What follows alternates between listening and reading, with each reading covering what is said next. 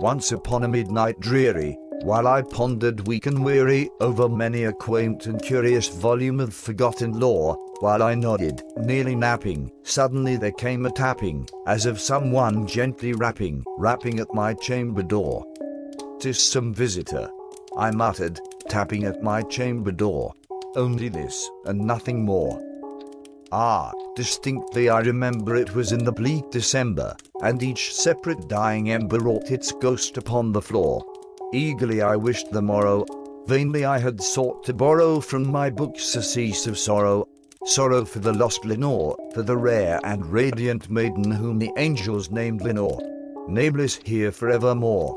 And the silken sad uncertain rustling of each purple curtain thrilled me, filled me with fantastic terrors never felt before, so that now, to still the beating of my heart, I stood repeating, "'Tis some visitor entreating entrance at my chamber door, some late visitor entreating entrance at my chamber door, this it is, and nothing more." Presently my soul grew stronger, hesitating then no longer. "Sir," said I, "or madam, truly your forgiveness I implore, but the fact is I was napping, and so gently you came rapping, and so faintly you came tapping at my chamber door, that I scarce was sure I heard you. Here I opened wide the door, darkness there, and nothing more." Deep into that darkness peering, long I stood there wondering, fearing, doubting, dreaming dreams no mortal ever dared to dream before, but the silence was unbroken, and the darkness gave no token, and the only word there spoken was the whispered word, "Lenore." "'Tis," I whispered, and an echo murmured back the word, "Lenore." Merely this and nothing more. Back into the chamber turning, all my soul within me burning, soon again I heard a tapping somewhat louder than before. "Silly," said I, "silly that is something at my window lattice. Let me see then, what thereat is, and this mystery explore. Let my heart be still a moment and this mystery explore. 'Tis the wind and nothing more." Open here I flung the shutter, when, with many a flirt and flutter, in there stepped a stately raven of the saintly days of yore. Not the least obeisance made he, not a minute stopped or stayed he, but, with mien of lord or lady, perched above my chamber door. Perched upon a bust of Pallas just above my chamber door. Perched, and sat, and nothing more.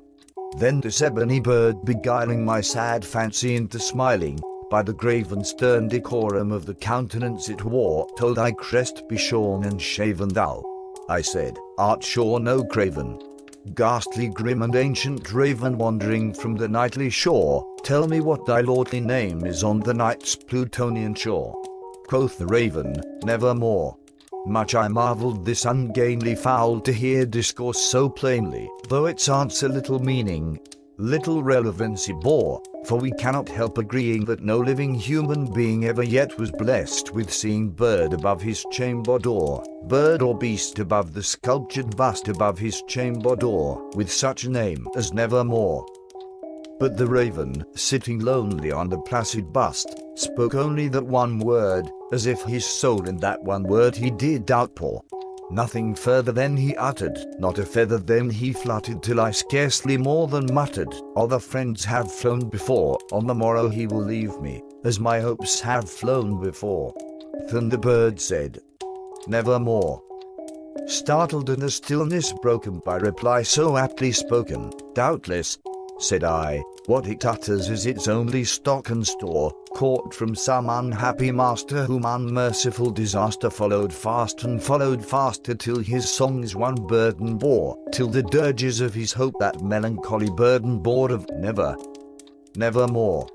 But the raven still beguiling all my sad soul into smiling, straight I wheeled a cushioned seat in front of bird and bust and door, then, upon the velvet sinking, I betook myself to linking fancy unto fancy, thinking what this ominous bird of yore, what this grim, ungainly, ghastly, gaunt, and ominous bird of yore meant in croaking "Nevermore." This I sat engaged in guessing, but no syllable expressing to the fowl whose fiery eyes now burned into my bosom's core. This and more I sat divining, with my head at ease reclining on the cushion's velvet lining that the lamplight gloated o'er. but whose velvet violet lining with the lamplight gloating o'er, she shall press, nevermore. Then, methought, the air grew denser, perfumed from an unseen censer swung by seraphim whose footfalls tinkled on the tufted floor. Wretch, I cried, God hath lent thee, by these angels he has sent thee respite and pinth from thy memories of Lenore. Quaff, oh quaff this kind pinth, and forget this lost Lenore. Quoth the raven, nevermore. Prophet, said I, Ting of evil. Prophet still, if bird or devil. Whether tempter sent, or whether tempest tossed thee here ashore, desolate yet all undaunted, on this desert land enchanted, on this home by horror haunted, tell me truly, I implore, is there balm in Gilead? Tell me, I implore. Quoth the raven, nevermore. Prophet, said I, Ting of evil. Prophet still, if bird or devil. By that heaven that bends above us, by that God we both adore, tell this soul with sorrow laden if, within the distant Aidenn, it shall clasp a sainted maiden whom the angels named Lenore, clasp a rare and radiant maiden whom the angels named Lenore. Quoth the raven, nevermore. Be that word our sign of parting, bird or fiend. I shrieked up starting, jet thee back into the tempest and the night's plutonian shore. Leave no black plume as a token of that lie thy soul hath spoken.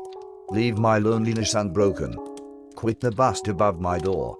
Take thy beak from out my heart, and take thy form from off my door. Quoth the raven, nevermore.